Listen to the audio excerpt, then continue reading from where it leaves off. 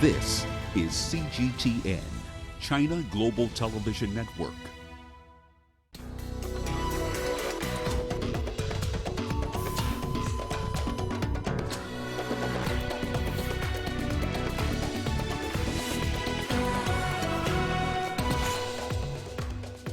Kenya and Somalia agreed to normalize bilateral ties after the two presidents meet in Nairobi. The United Nations Development and Population Summit ends with a commitment to end maternal deaths. And on World Diabetes Day, patients protest the high cost of medication in Nigeria. Hello and a warm welcome to Africa Live on CGTN. I'm Lindy Mtogana in Nairobi.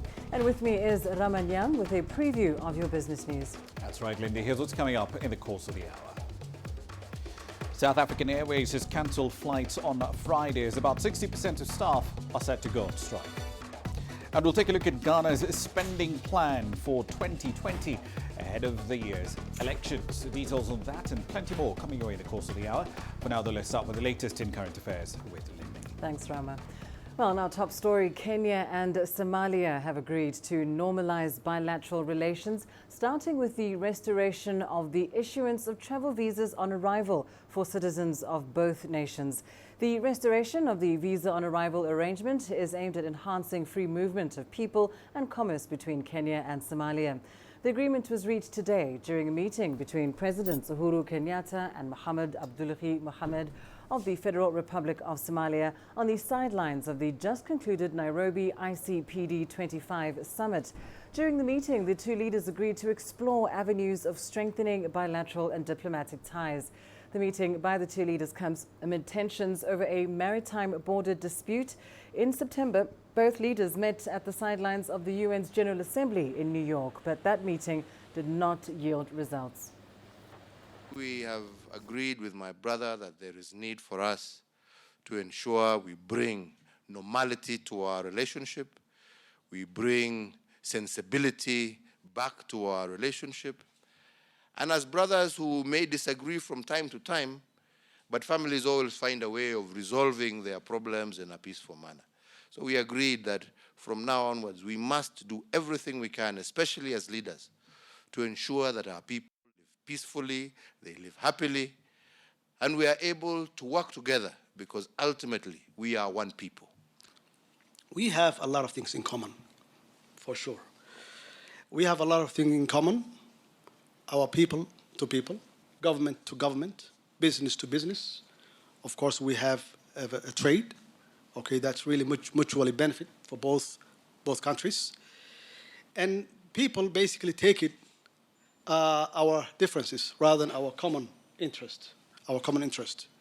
And that's why I have to assure that the ICJ issue will not affect our bilateral relationship. The International Conference on Population and Development in Nairobi ended today with powerful commitments from partners aimed at ending maternal deaths, meeting family planning needs, and ending harmful practices against women and girls by 2030. But global leaders are split on issues like abortion and same-sex relationships. A section of countries failed to endorse the new non-binding Nairobi statement to accelerate efforts in implementing ICPD promises. The last day of the three-day Population and Development Conference was a time to review the over 9,500 participants taking stock of the progress and commitments made during the summit. Over 150 states present made more than 1,250 pledges. Partners pledged billions of dollars while policymakers took note of the changes required.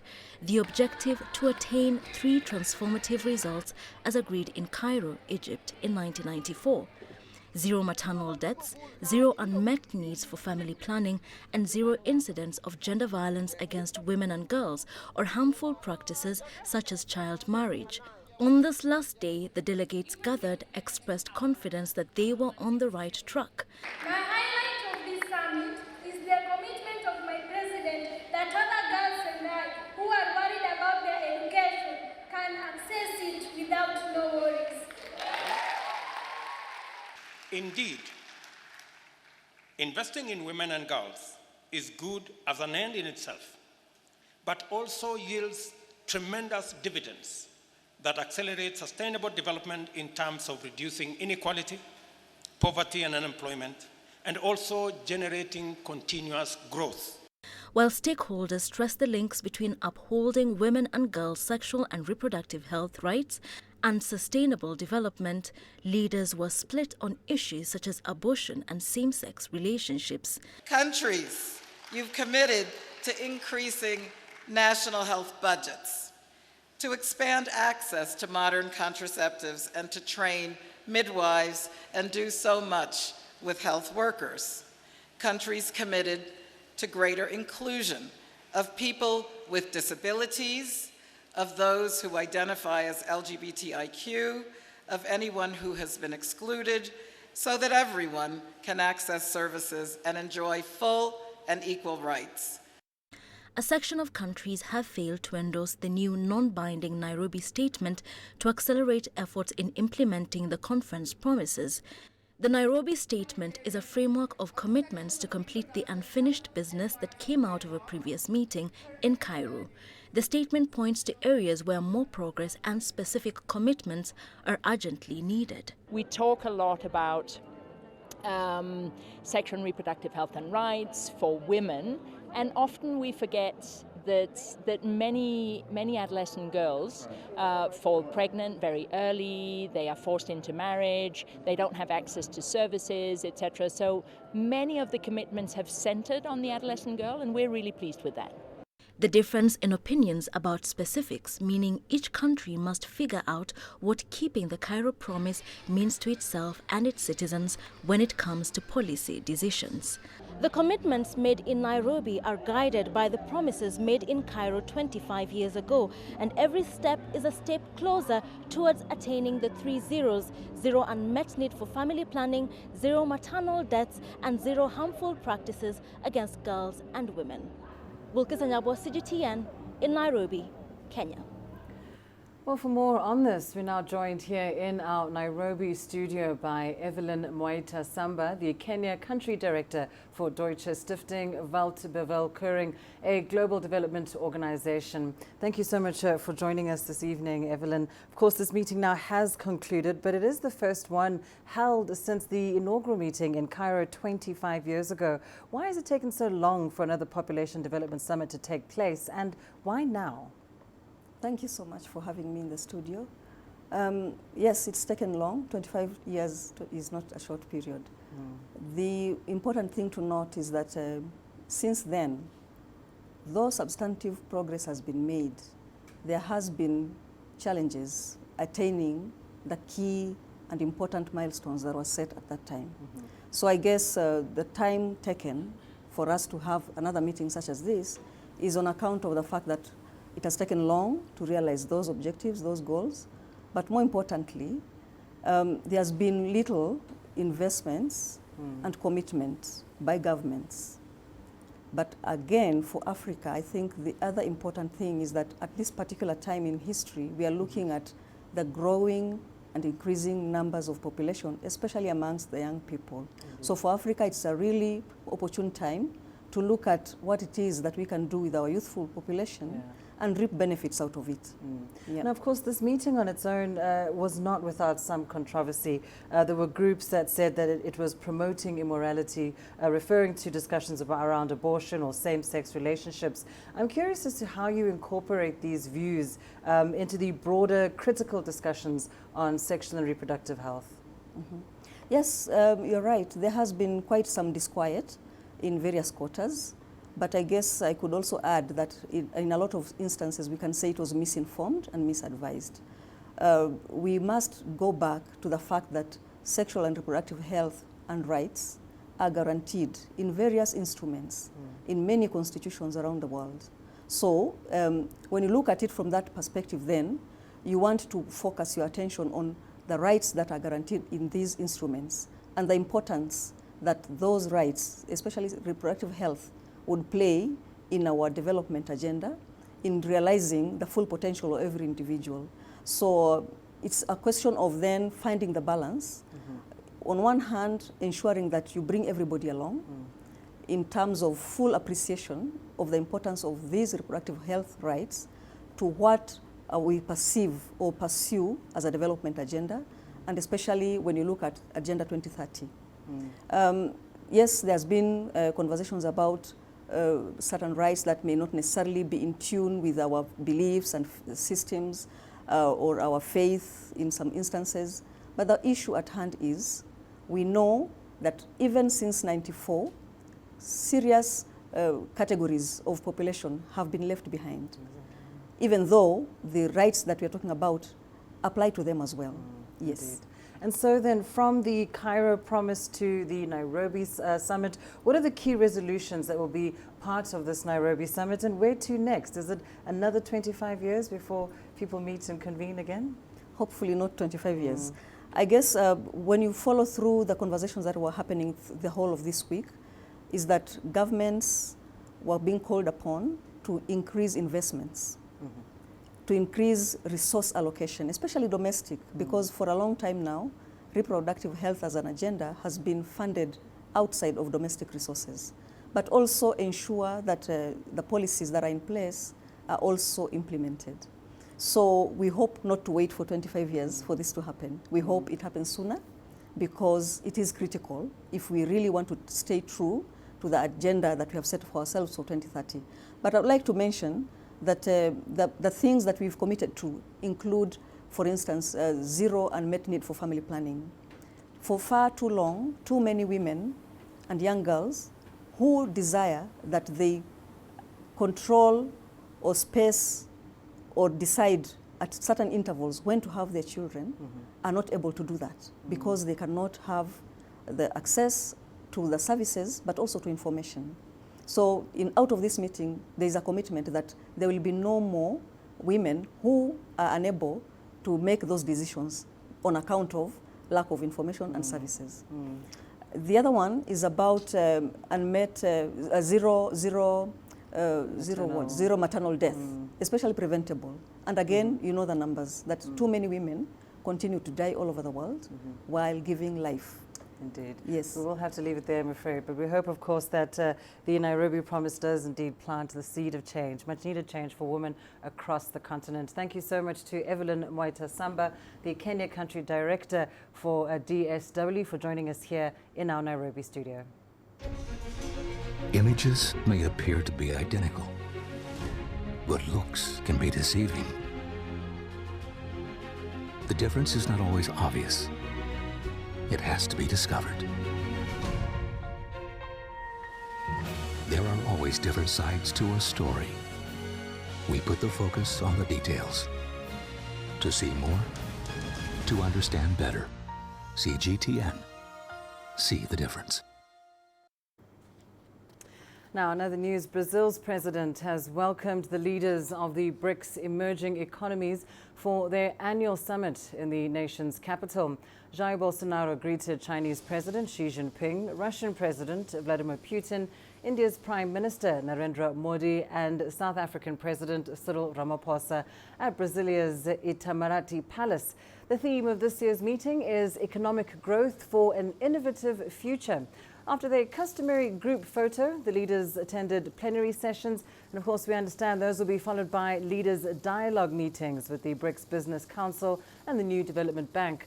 The leaders are expected to hold a series of bilateral meetings. In the run-up to the summit, they've been calling for greater trade and investment between the five countries, while also roundly criticizing protectionist policies.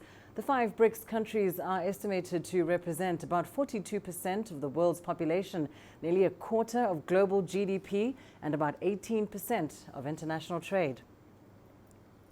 Well, let's get to the latest now on the ground following at that summit in Brazil. CGTN's Paulo Cabral is live with us in Brasilia.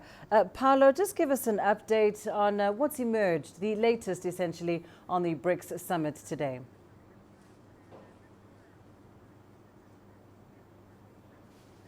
Well, you know, just recently in the early afternoon has been released the final declaration of the BRICS summit, which is happening in the Itamaraty Palace, the Ministry of Foreign Affairs in Brazil. It's at the end of this road. You see here, you see that building at the end, the tall one, that's Brazil's Congress. And to the right of that building, then you have the building of Brazil's Foreign Ministry, where the leaders spent the morning today in conversations and then issued the final declaration. It's a lengthy document with 73 items ranging from the relations between the BRICS countries and also statements and observations on the situation of the world in general, of course also talking about innovation. So giving you some highlights, it begins with a defense of multilateralism in the world, of the dialogue between the nations, and also demanding reform of international institutions. That includes the United Nations and the Security Council. Of the 5 BRICS members, both China and Russia have permanent seats in the Security Council. There is a claim also for permanent seats from India, as a very strong claim. Brazil also claims a seat in the Security Council, even though it has not been central lately in Brazil's foreign policy. So that's one aspect, the defense of multilateralism in the world. Then they also go on to one of the important issues that has been discussed here in this BRICS summit, which is innovation and how this can help economy to grow. And this is a very broad issue that can help actually the connection between all the BRICS countries and all the world. We know, for example, that China is very much interested in the 5G technology around the world, also often a delicate issue. There is the 4th industrial revolution, machines communicating between themselves, and this is all in the framework of innovation that these countries have brought as well. There are also some observations on security, a strong condemnation of terrorism, of political violence in any shape or form. And when it comes to analyzing the international situation, that's something that happens often, always on BRICS summits, on this major international summit, something that we are watching quite closely, because in political terms, there are issues that are far from consensual within the BRICS, particularly now under the presidency of Jair Bolsonaro here in Brazil, who has a declared alignment to the United States, often in positions in international politics at odds, particularly with Russia and China. So in this declaration, we saw quite a lot about the Arabic countries, the Middle East, also Afghanistan and North Africa. For example, the first item there on the accession speaks about Syria, how the sovereignty of Syria and its territorial unity has to be respected. They also touch on the Israeli-Palestinian question, saying that the resolution of other issues, regional issues, cannot stop the importance of building a two-state solution in the Israeli-Palestinian conflict. That was interesting because there were doubts whether there would be there would be agreement on these issues touching the Middle East, and in the end there was, despite, as we said, the Bolsonaro's alignment to the United States. However, regional crisis here in Latin America, we have issues now in Bolivia, we have issues now in Chile, also Venezuela. These have not been touched at all during on this declaration that has been released early this afternoon. Now, for the afternoon, also other bilateral meetings happening here in the BRICS summit. Today, 2 very busy days in Brazil, bilateral meetings yesterday and today, all the multilateral meetings and also other bilateral reunions happening. Wow, well, it is a very comprehensive agenda. Thank you so much, Paula Cabral, joining us there live from Brasilia. Now, time for a short break. Here's what's still ahead on the program. Coming up, authorities in the DRC launch a second Ebola vaccine in the eastern city of Goma to combat the outbreak. And as the world marks Diabetes Day, we look at the high cost of medication in Nigeria.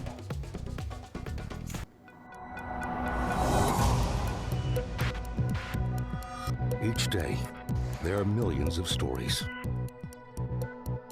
Each one can open new perspectives, new possibilities. Wherever you look, we are there to see, discover, explore.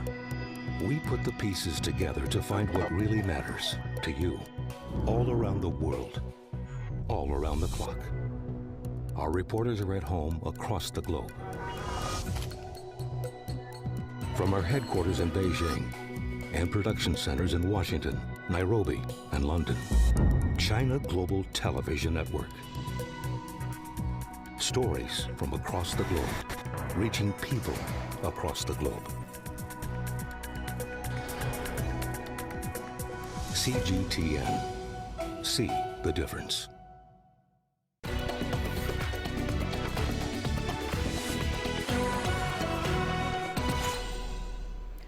Authorities in the Democratic Republic of Congo have introduced a second Ebola vaccine in the eastern city of Goma to combat the deadly outbreak.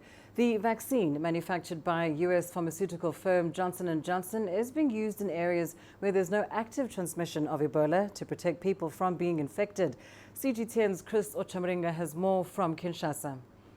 Officials from the DRC Health Ministry and international experts administered the second experimental Ebola vaccine in the eastern city of Goma. The Johnson & Johnson vaccine is administered in 2 doses 56 days apart. Health officials hope to vaccinate 50,000 people in the DRC. The jab will be given to adults and children who are 1 year and older. The vaccine is meant to complement the ongoing use of another vaccine manufactured by U.S. drug maker Merck, but it will only be given to people outside the areas currently affected by Ebola. The vaccine was recommended by the World Health Organization in May this year. The DRC Health Ministry says the new vaccine will protect people from getting infected and prevent future Ebola outbreaks. Clinical trials conducted showed that the Johnson & Johnson vaccine is effective in protecting people from Ebola. Chris Ochamringa, CGTN, Kinshasa, Democratic Republic of Congo. Staying with health matters, World Diabetes Day is being marked today with the theme, The Family and Diabetes. As the world commemorates the day, findings from the International Diabetes Federation show that the number of adults with the disease is expected to reach 700 million by 2045. CGTN's Chamgono has the latest. The latest findings from the International Diabetes Federation are worrying. An estimated 463 million adults are living with diabetes. This is 38 million more adults from the reports released in 2017. Type 2 diabetes accounts for up to 90% of the total reported cases.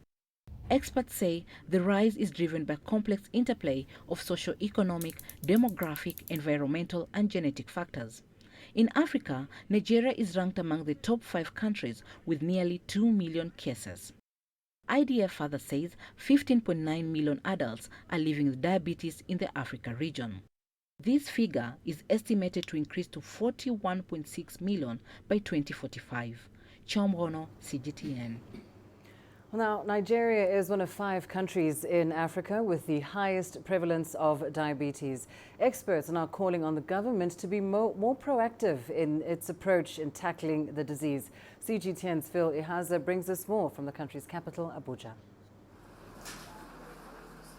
47-year-old teacher Blessing Umeham is preparing her lesson notes. But first, she has to take her medication, as she's done daily for 9 years since she was diagnosed with diabetes. Blessing says being diabetic has taken a heavy toll on her.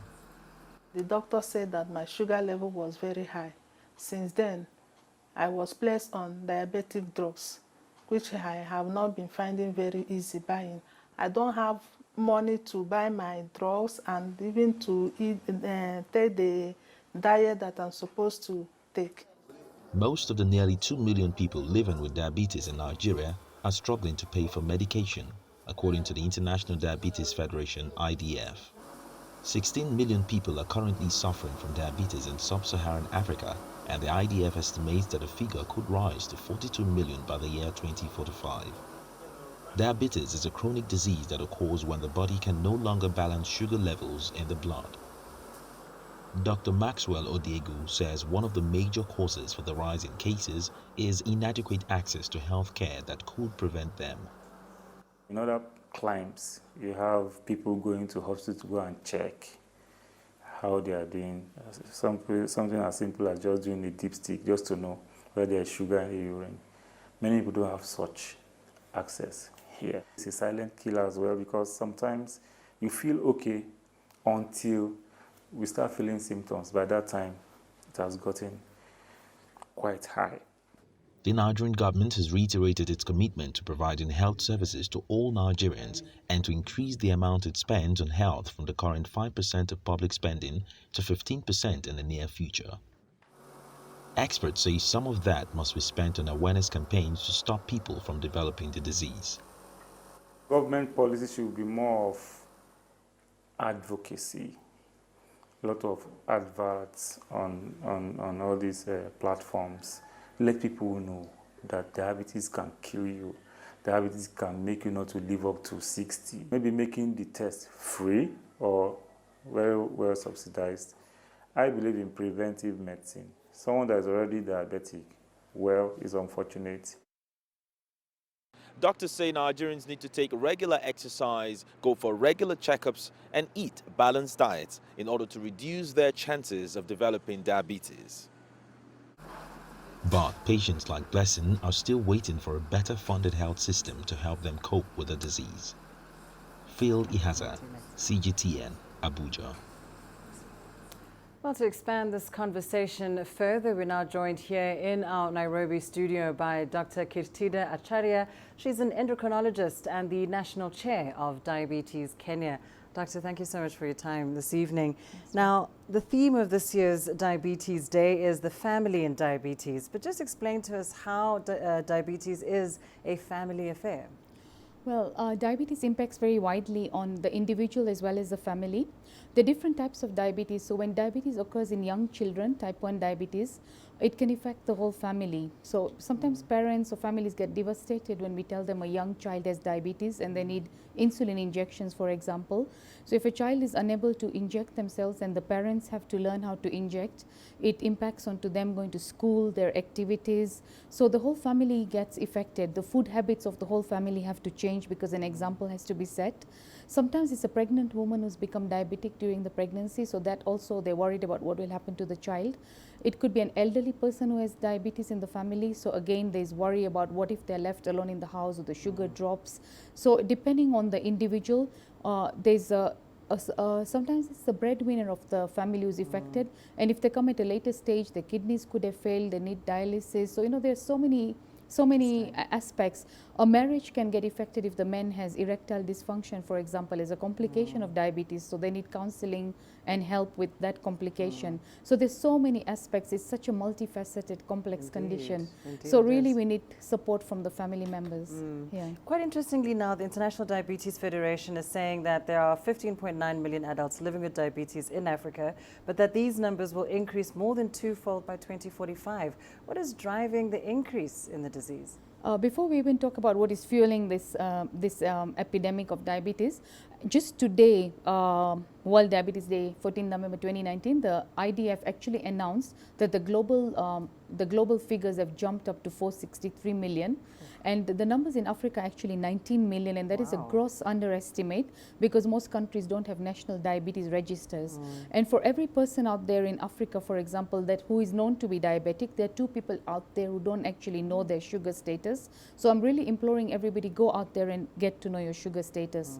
And for every 2 people who don't know that they have diabetes, there are another 4 or 6 people who have pre-diabetes, because type 2 diabetes, the commonest type of diabetes, is predictable and preventable.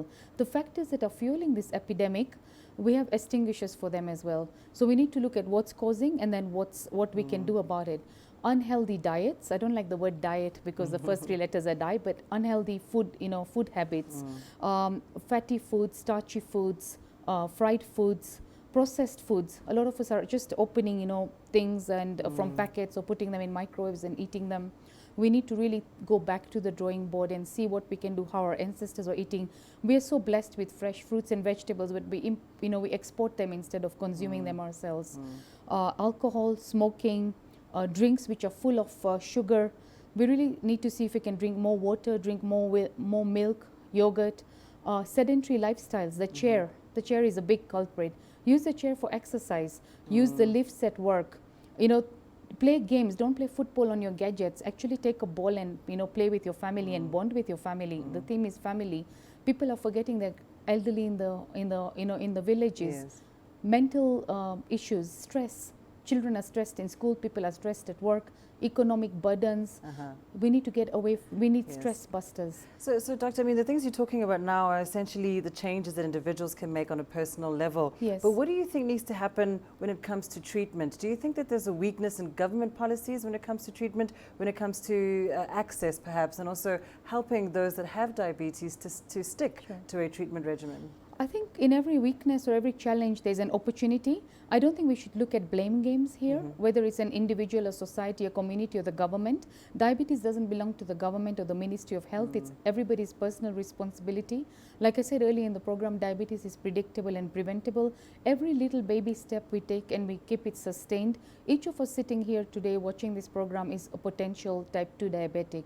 So we can do something to turn it around. For those who are already living with diabetes, there are programs for patients, there are support groups for patients. The Ministry of Health has really made strides. We have a national diabetes prevention program. We have our national diabetes guidelines and strategy. We have an NCD program that's active. Africa has been Kenya has been one of the first countries between the IDF, International Diabetes Federation, Diabetes Kenya, Sanofi, and the Ministry of Health. We launched a training program in June this year, and it's almost coming to completion, where 2,000 doctors and clinical officers were trained online.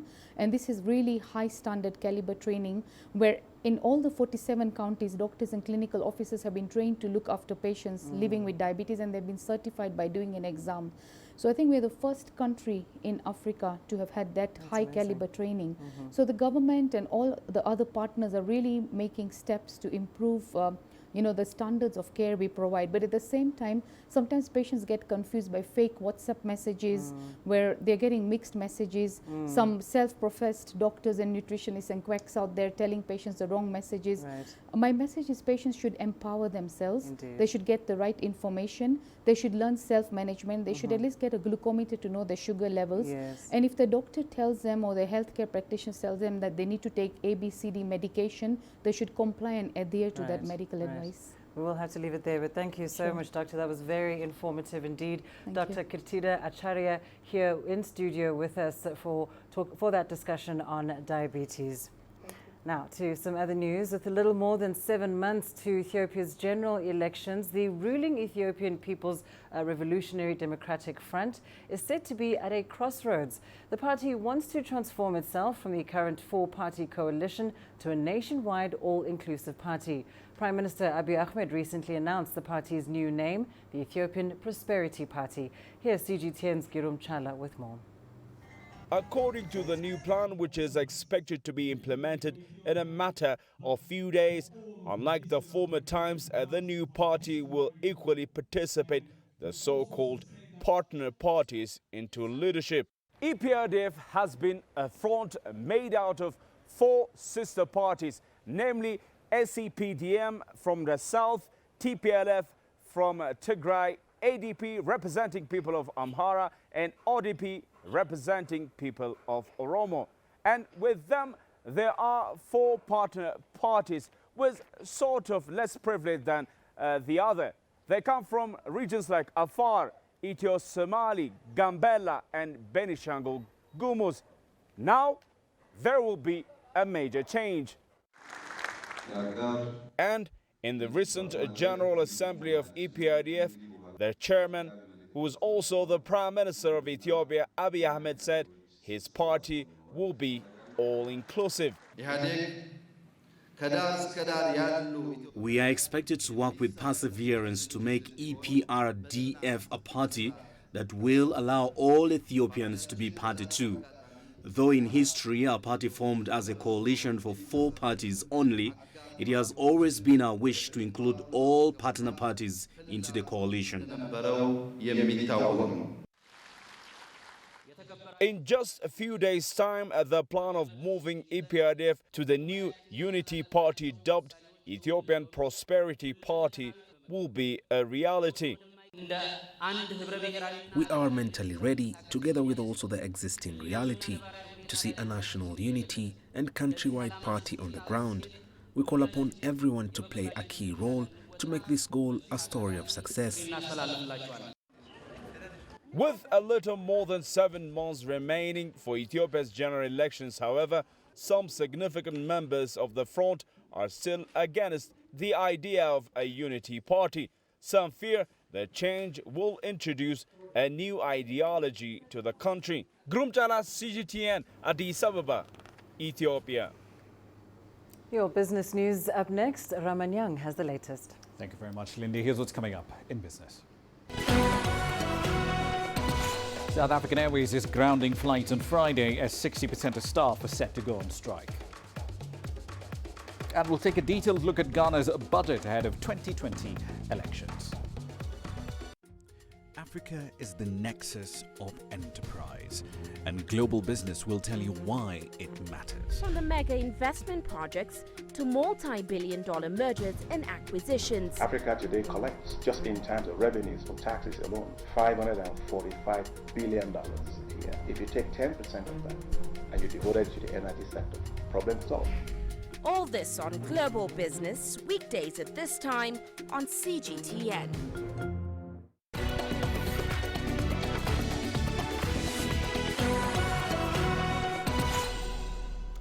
Welcome back. Let's head over to the world of aviation. South African Airways has cancelled flights scheduled for Friday and Saturday because of a pending strike by about 60% of its employees.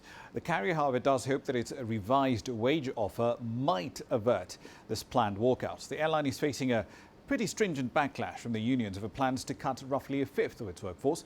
Here's CGTN's Sumitra Naidu with the details. SAA wants to restructure as part of plans to make the airline profitable again. But this turnaround plan could see over 900 staff losing their jobs. The unions are furious and have vowed to fight the action. We want all workers. In fact, we're grounding the airline on Friday. That airline must not move. Workers must stool down. And we will be, as we resume, this strike will be an indefinite strike until these people come to the table. And as we resume the strike, we will be giving them another notice for secondary strike. If they think that we are playing, they must actually watch what is coming. We're calling on our members to be united. This is their time to stand up. SAA has been wrecked by mismanagement and corruption for years. The airline has been surviving on government bailouts and loans, which have become a drain on the fiscus. The airline now wants to scale back on staff in order to cut costs. It's our view that this is nothing more than an attempt to force workers to stop and drop their demands for wage increases, which they deserve and that they have worked very hard for. The South African Airways board and executive management is responsible for the current crisis affecting the airline because of maladministration, rampant looting, corruption, and in 2015, workers were retrenched. And the exact same reasons were given then. SAA has been running at a loss for years now. This is why many have welcomed this restructuring exercise. But experts warn that if any strike action has to happen now, it could ruin the airline completely. SAA cannot avoid the restructuring. It's making a big loss every year. And the only way a company can deal with a loss is through a restructuring. Trade unions should therefore also be responsible in their conduct and interaction with the company, because the whole company might be forced into liquidation and then all the employees will lose their jobs. And the strike might be the last straw that results in the liquidation of SAA. Up to 3,000 employees will down tools from Friday morning at 4 a.m. This will include technical staff, cabin crew, ticket sales and ground staff. Sumitra Naidu, CGTN, Johannesburg, South Africa.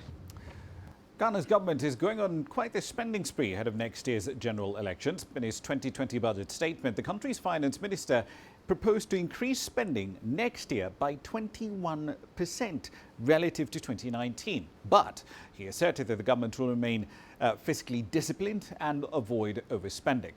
But some economists are not even close to being convinced. CGTN's Nabil Ahmed Rufai reports from Accra. Domestic revenue is estimated at 65.8 billion. This was the last budget delivered in Parliament ahead of Ghana's general elections next year. To raise up to $3 billion US dollars. In it, the government called for spending to be ramped by a fifth next year to $15.5 billion US dollars. It's a sizable increase, but The finance minister insisted the government would adhere to the Fiscal Responsibility Act, which puts limits on excessive government spending. We will do so not because we are complacent of our chances. No, we will do so because the nation needs it, and we are not prepared to throw away all the sacrifices and gains the people and their government have made in the last 3 years. He was referencing the sacrifices made during the country's latest bailout, its 16th with the International Monetary Fund. Ghana exited the program in April of this year and since then has enjoyed economic stability helped by oil, gold and cocoa exports. The IMF is expecting 7% growth this year. However, the lender cautioned against budget overspending, saying it could destabilize the country's economy. For the last election year in 2016, the government targeted a budget deficit of 5.3% of GDP, but it could not achieve that and recorded a deficit of 7.8%. The finance minister said the 2020 budget proposal would increase the budget deficit to 4.7%, which is below the legalized ceiling of 5% of GDP. But not everyone is convinced. The Economic Intelligence Unit projects a 5.5% budget deficit next year. Meanwhile, some opposition politicians want the government to put more focus on improving the country's economy. You need to be able to meet the developmental needs of the people, even while trying to keep your discipline. So if you continue in 4 years to continue to spend virtually all your money in consumption, as opposed to the real developmental needs of the people, you have totally repudiated your claim to leadership. To shore up the balance sheet, the government said it will strengthen domestic revenue generation next year and raise funds from international investors. Nabil Ahmed Rufai, CGTN, Accra, Ghana. On to North Africa now, where a delegation of Kenyan businessmen is currently visiting Tunisia to discuss prospects for expanding trade between the two economies. Kenya offers the most dynamic market among those of the Common Market for Eastern and Southern Africa, better known as COMESA. The visit seeks to consolidate export activities within African markets. CGTN's Adlin Chwachi has the details. The Kenyan delegation, whose members represent companies operating in the sectors of health, construction materials, digital economy, energy, agribusiness and textiles, took part in the Tunisian-Kenyan Economic Forum. The event is organized by the Tunisian African Business Council, TABC, in collaboration with the African Economic Chamber. We are looking at importing from Tunisia in terms of building and construction material. We are looking at electronics. We are looking at fruits that are special in the Mediterranean region and other agricultural products from this region. President of the Tunisia Africa Business Council, Bassem Loukil, said Tunisia's exports to Kenya went up 113% between 2017 and 2018, but are still low despite Tunisia's ability to access this important market. So the potential is there. What we need now is to develop our resources in terms of shipping. We also need to be more present into that market. We will probably at some point in time we need direct flight from Tunis to Nairobi, from Tunis to Addis Ababa. We need to access the COMESA market from different perspectives. Kenyan operators aim to develop trade between the two countries and to take advantage of Tunisia's accession to COMESA, a market where trade between the various countries is carried out at customs tariff that reaches 0% for certain products. This forum comes in as a prelude to our upcoming trade mission, which will be organized in Nairobi from the 24th to 26th of February 2020. Kenya is a very important market for us. As a member of the COMESA market and Tunisia's entering into the COMESA market, it's very important to tie strategic relations. The Tunisia-Kenya Business Forum is part of the project Promotion of Employment-Intensive Export Activities in New Markets in Africa, implemented by the German Society for International Cooperation, GIZ. The program of the Kenyan delegation's visit to Tunisia includes field visits to a number of companies and regions, including Sfax, Sousse, Sidi Bouzid, Tozeur, and Gbili. Adnan Shabashi, CGTN, Tunis. One last story for you. The BRICS summit in Brasilia is focusing on a variety of issues. Innovation in tech is one of them. One of the member states of that bloc, Russia, has been making some interesting strides in the tech world, from facial recognition software to the development of autonomous vehicles. CGTN's Ross Cullen went for a drive in one in Moscow. Accelerating into the world of automation, Russia's eager for a share of what's being called the robo-taxi market. Analysts think it could exceed $2 trillion by 2030. US companies Uber and Google's Waymo are the leaders in this sector. But Russia's auto industry is also gearing up for a high-tech future. As we know, 94% of accidents happen due to human error. What we're trying to do is we're trying to remove human from driving equation. So basically we're building the perfect driver who will not get tired, who will not get distracted, who will not, be in the wrong condition to drive, and who's obviously focused on one thing only, is driving safely from one point to the other. Yandex heads the field in Russia when it comes to driverless cars, hoping to bring the technology to its taxi service here. And the company plans to offer a driverless cab service at the Detroit Motor Show next summer. Safety is the key issue because one accident can change perceptions in an instant. Yandex has clocked up more than 2 million kilometers in trials so far, showing how rigorously they're testing the systems. It's a hands-off approach that's key for tech firms investing in this. Robotic delivery systems are being tested, plus facial recognition software is being developed. And tech firm Promobot has launched the mass production of advanced robots that look like humans. Russia is keen to show how far it's come with tech, but there are concerns that with advancements may also come job losses. Then basically there is a natural requalification or change of occupation for these people, which is inevitable with the technological prospects. I mean, at some point in time when you used the lifts, the elevators, you had to have an operator of the elevator in every particular elevator. And then people realized that they can do it themselves. So I think the same will happen with the cars ultimately.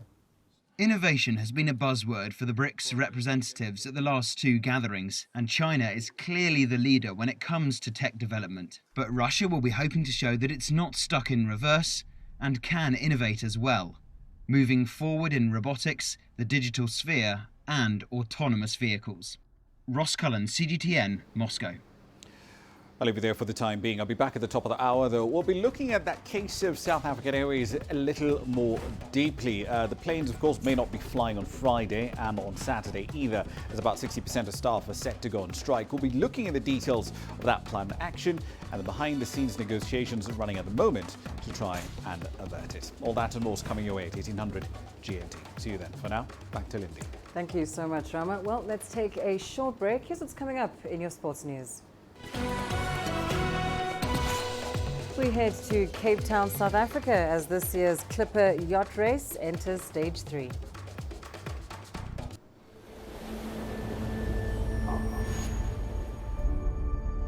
How would you create your legend? On the fields, on the tracks, in the arenas of Africa.